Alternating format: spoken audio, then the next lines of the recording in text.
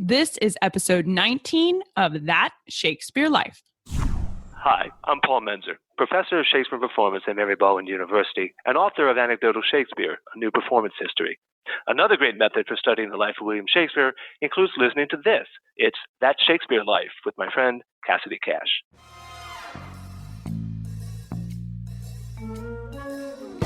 Jonson, as an intellectual, was, of course, offended by this, that people should pay more attention to what's being said rather than simply what they see, because without the words, how do they make sense of what they see? It's just sensationalism.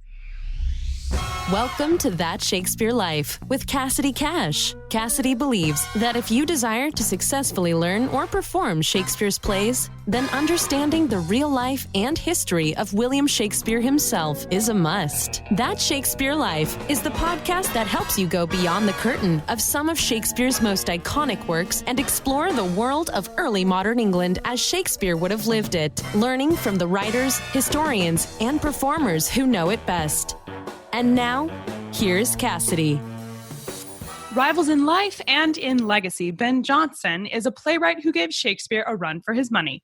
Some of Ben Jonson's extravagancy on the stage and sheer creativity as an artist is said to have influenced how Shakespeare chose to stage some of his own plays, with the two men being linked in anecdote after anecdote when you study the history of this time period. Obviously, they were acquaintances, colleagues, and contemporaries. But was Ben Jonson friends with William Shakespeare? And what can we learn about the bard from our study of Jonson? Today, our guide into the life of William Shakespeare is Helen Ostovich. Helen has been studying William Shakespeare and Ben Jonson in particular for many years and would likely agree that Ben Jonson has become a kind of friend to her for simply how much she knows about him. Helen is professor emerita of McMasters University and author of several publications that focus on the life and work of Ben Jonson. We are very glad to have her here today to talk with us about the life of Shakespeare's closest contemporary. Hello, Helen. Thank you so much for being here. Hi, Cassidy. It's a pleasure to be here. So was Ben Jonson Shakespeare's best friend? Oh, I don't think so. I mean, there was an age gap there. And by the time Jonson met Shakespeare, Jonson was a bit of a sort of talk of the town, and Shakespeare was interested in having him at the Globe. I don't know, there's no record of when they met before Jonson was invited to work at the Globe, but there certainly is evidence of interaction in playwright terms between the way the two sort of learned from each other. So when Shakespeare invited him to work at the Globe, they were competitors in this industry. Did he take the job? Oh, of course he took the job. And no, I wouldn't say they were competitors. They were part of a group of playwrights who worked at the Globe, and Jonson also worked at other theaters. Shakespeare was a bit worried about the popularity of the boys' theater and commented on that in Hamlet about how they're drawing all the audiences away to see the little boys perform. But Jonson liked children, and he enjoyed teaching the young actors how to do their stuff. And in fact, when one of them died, I mean, many people know the poem he wrote about Solomon Pavey, indicating his affection for this talented, very young actor who specialized in playing old men. I know you touched on this a second ago, but you said we don't know exactly how Jonson met William Shakespeare to start with? No, it could have been anywhere, but probably in a theater. I would imagine. It surprised me if it were anywhere else. That's what I would hope. What did Jonson look like? Can you give us a brief description of his Well, appearance? Jonson didn't stay looking the same like most of us. You know, he aged, and some would say perhaps not so gracefully. He said himself that he turned into sort of a big, fat, rocky mountain.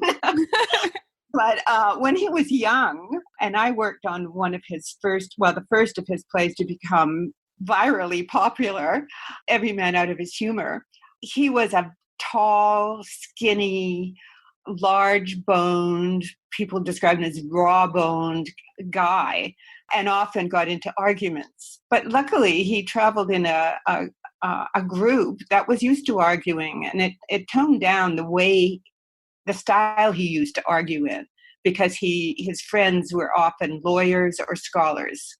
and both like to take on an argument. Well, he took on the job, you said, at the Globe in London. Did he live there?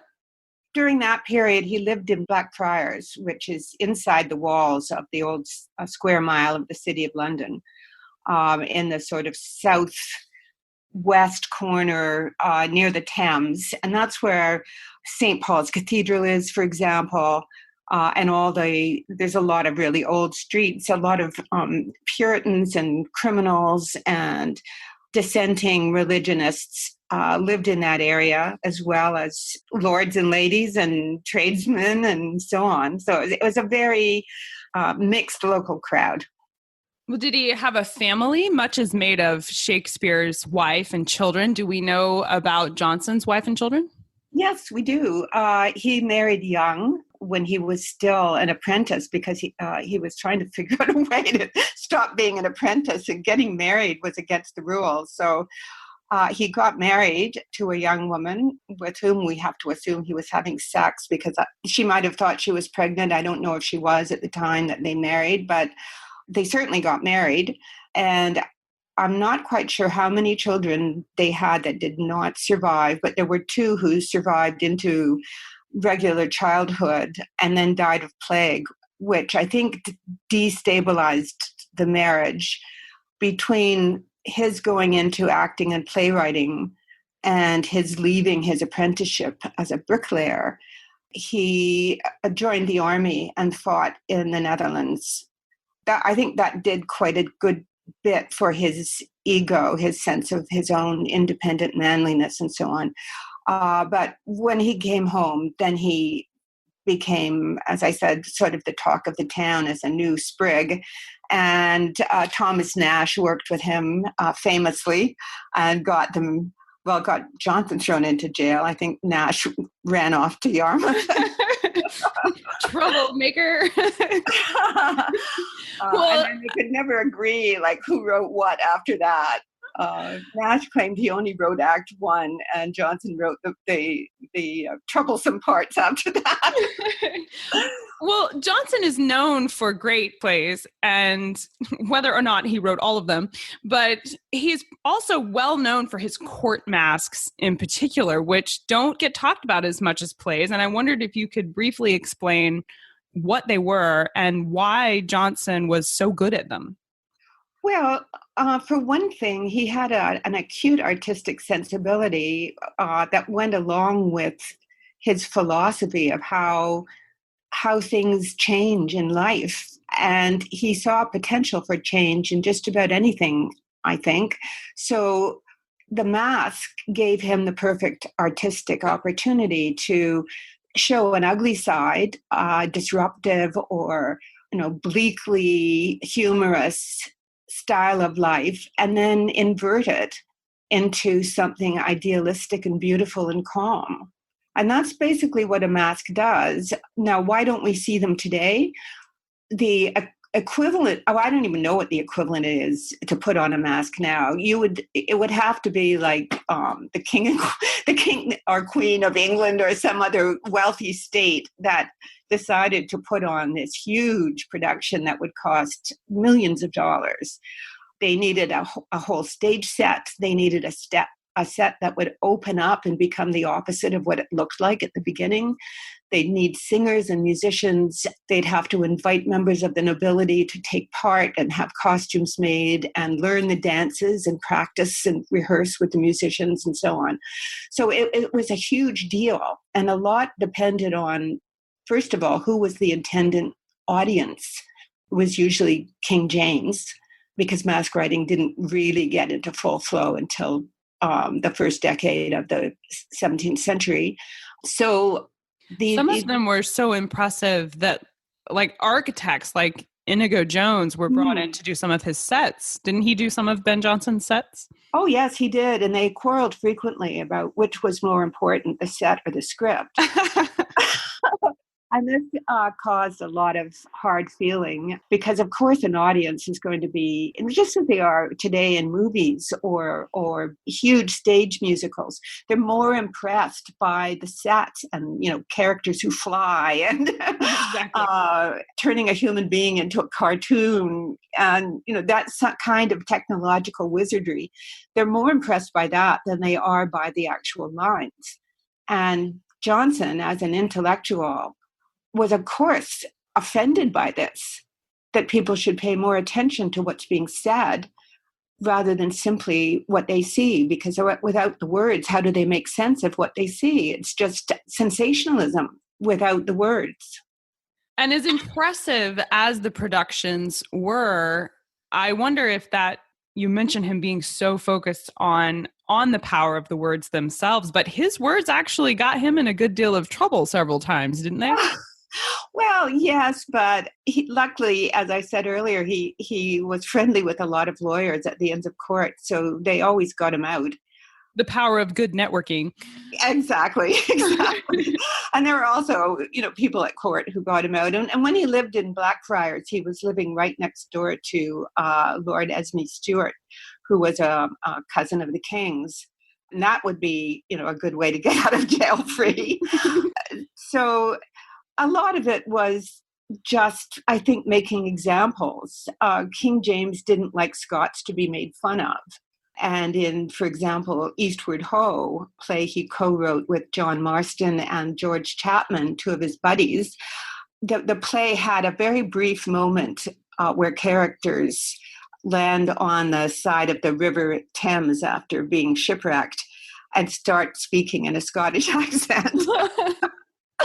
And make some comments that were open to various interpretations. And so he was arrested before the king could complain. But in fact, King James liked Jonson and probably wouldn't have complained. So this was very proactive on the part of the Office of the Rebels, to complain about before the king complained himself.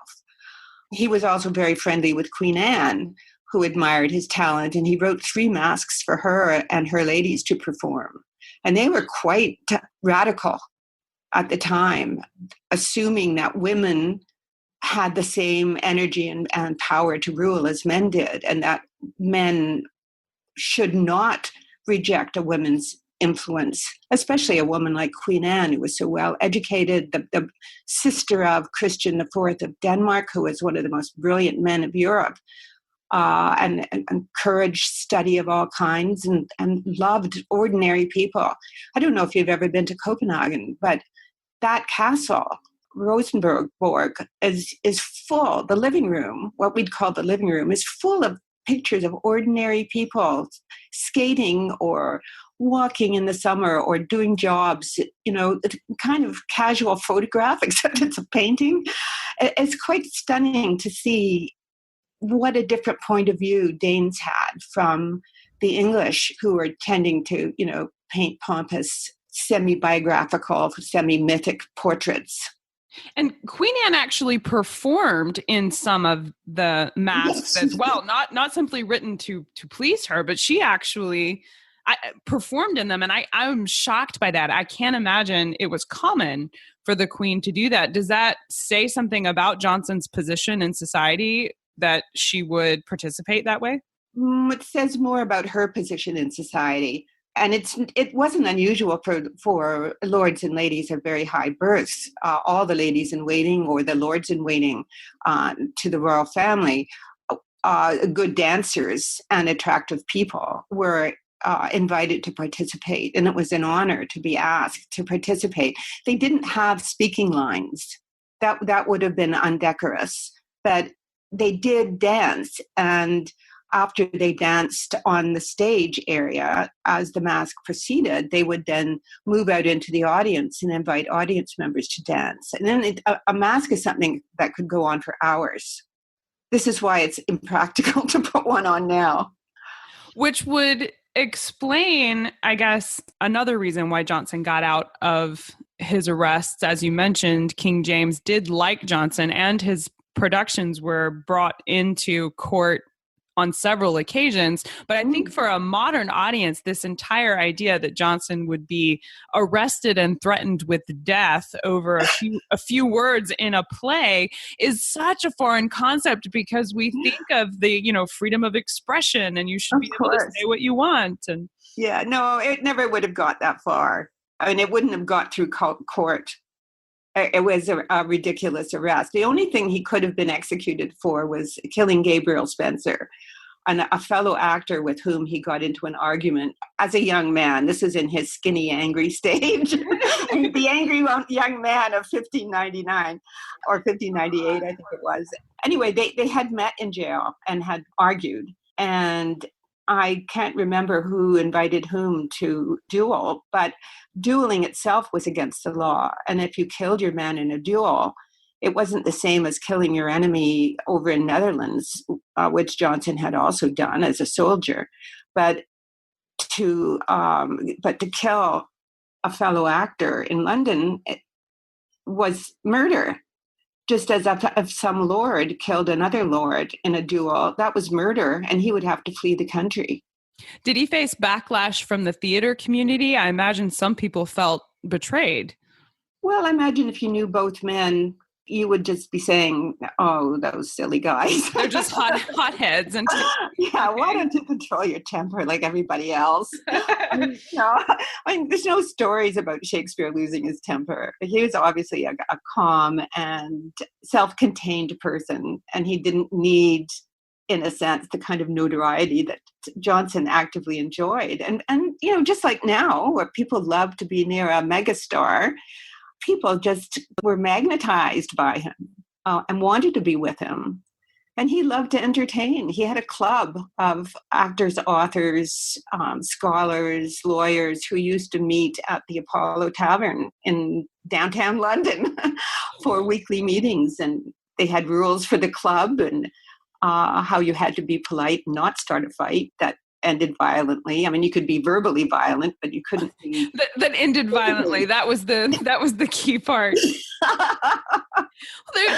There's a story of Ben Jonson being this kind of fun-loving guy connected to actually Shakespeare's death. I read something that suggested that Ben Jonson was out drinking and partying it up with Shakespeare, and that was implicated as part of what happened leading up to Shakespeare's death. And I read this, and I really have been dying to ask you, because I wonder if there's any truth to that story. Do you think that that's true, or is that just made up? That's just made up, I would say. I have never heard that story connected to the death. According to rumor, and a lot of these rumors were actually started 100 years later, have nothing to do with what went on really. Lots of them went out for drinks. I mean, that's what the English did, right? There wasn't much water. Yeah. The water wasn't good. So you drank beer for breakfast, for lunch, for dinner. You drank wine if you felt like affording it. But, beer was an easy drink, and some people got drunk.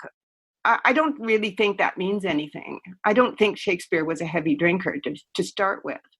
But Jonson was we could apply the word flamboyant to his personality, I think. Absolutely. Flamboyant, magnetic, charismatic. He was a real centerpiece and remained a real centerpiece up into the 18th century, when some authors tried to indicate that Shakespeare and Jonson were opposites, and that sophisticated, literate audience ought to read Shakespeare for the emotional content and not read Jonson for his cynical and often outrageous points of view. But it's got nothing to do with what went on in the golden age of London theater. It's all invented.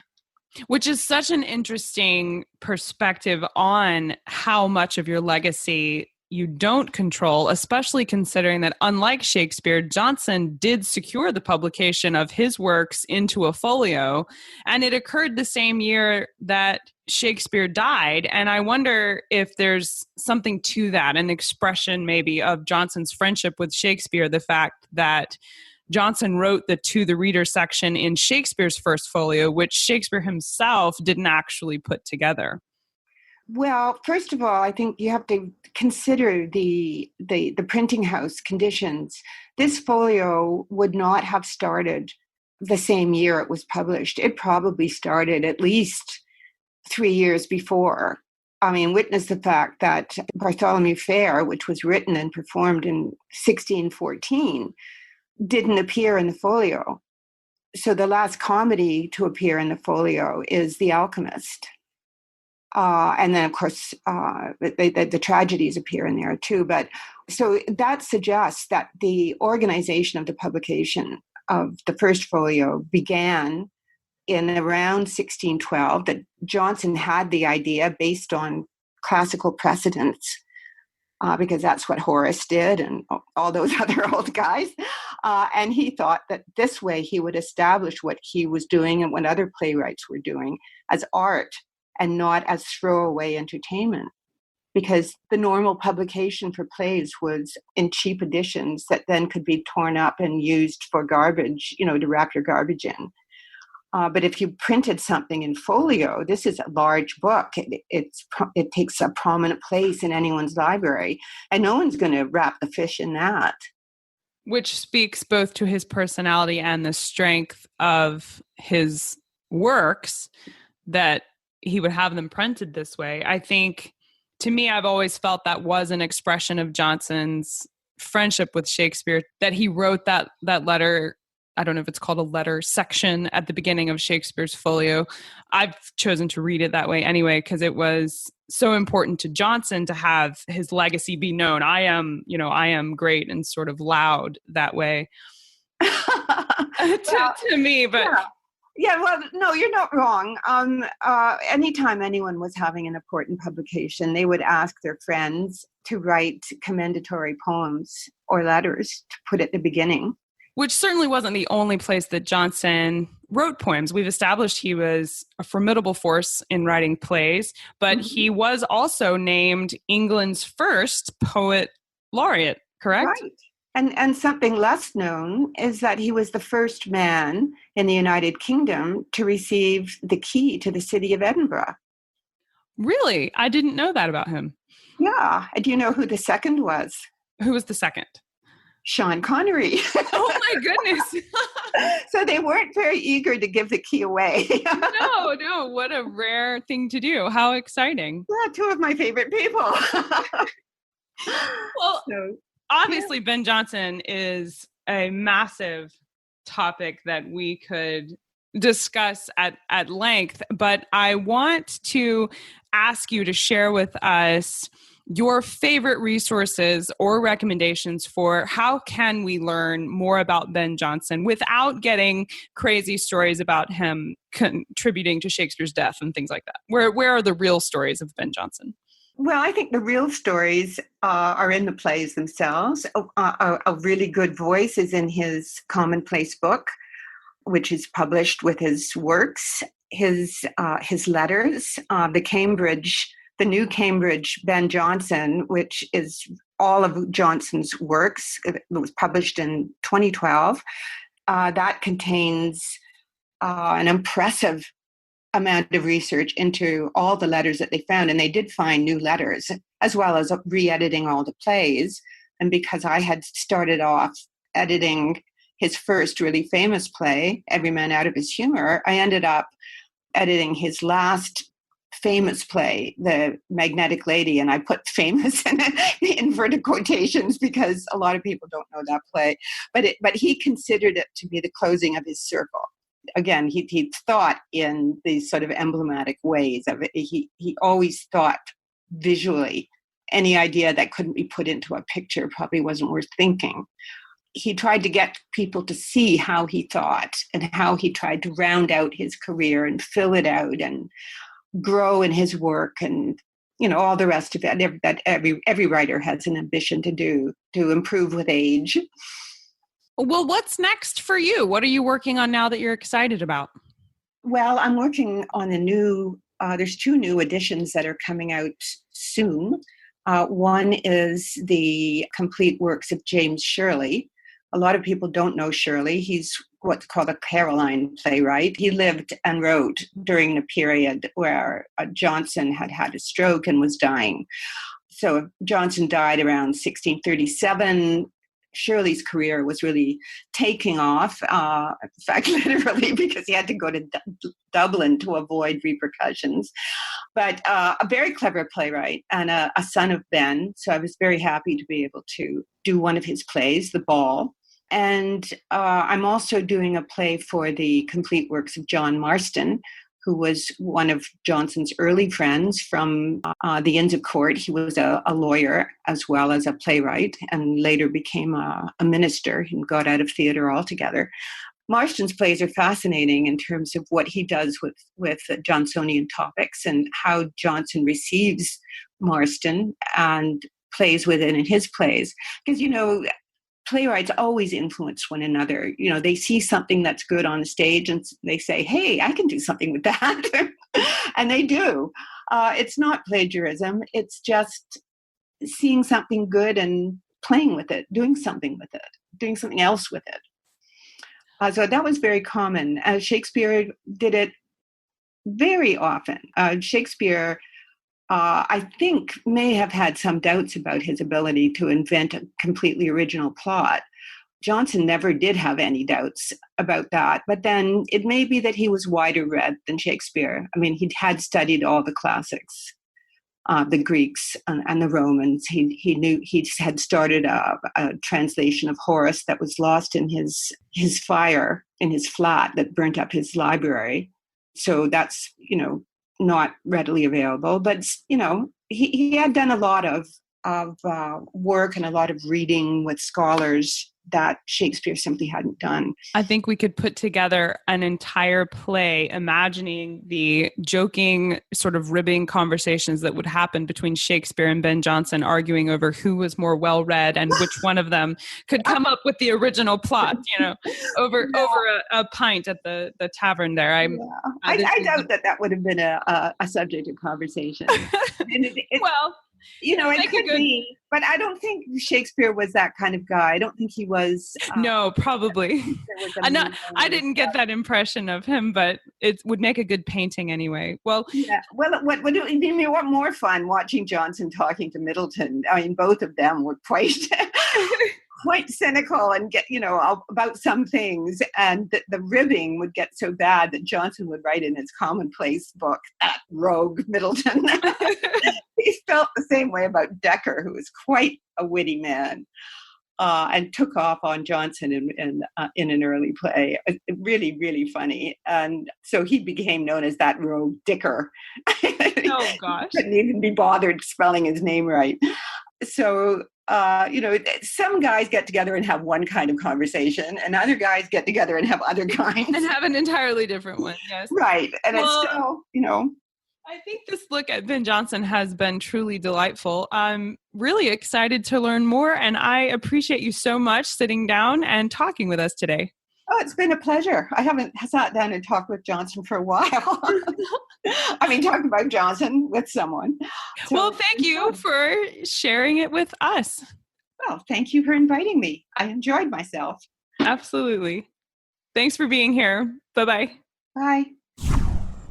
To get up close and personal with some of the history you learned about in today's episode, you can travel with That Shakespeare Girl in September 2019. I have partnered with British History Tours to offer the ultimate Shakespeare experience in London and Stratford, seeing where William Shakespeare worked, lived, and how he built his enduring legacy. We'll see places like the Globe Theatre, and you'll learn all about staging and performance and his life living in London and Stratford. To get all the details and to sign up to be notified when tickets go on general release later this year, visit cassidycash.com/travel Shakespeare. Thank you for listening to That Shakespeare Life. As always, the best conversations happen after the episode over at cassidycash.com. Become a part of a vibrant Shakespeare conversation by adding your voice over at the website. Until next time, remember, when you want to know William Shakespeare, you have to go behind the curtain and into That Shakespeare Life.